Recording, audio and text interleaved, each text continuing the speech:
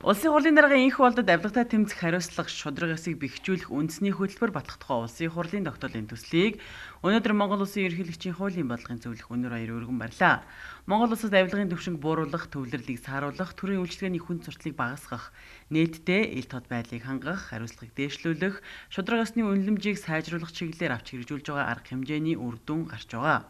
Гэсэн хэдий ч авилгын асуудлыг улс төржүүлэхийг урьдчилан болгодог авилга, албан тушаалын гэмт хэрэг, зөрчлийн тоо буурахгүй, ашиг сонирхлын зөрчил, авилгад өртөх өндөр эрсдэлтэй салбаруудад бодиттой өөрчлөлт хийгдэхгүй, төрийн үйлчилгээний хүнд сурталч хэрэгдэл багасаагүй, хүртээмж муу, төсөв санхүү, худалдан авах ажиллагааны нээлттэй байдал боломжит түвшинд сайжраагүй, мэдээлэгчийг хамгаалах тогтолцоо хангалттай бүрдээг үзэргээс үүдэн авилга түгээмэл оршсоор нийгмийн тулгамдсан асуудал хэвээр байгаа хэмээн үзэж, авилгатай тэмцэх хариуцлага шударга ёсыг бэхжүүлэх үндэсний хөтөлбөрийг боловсруулжээ.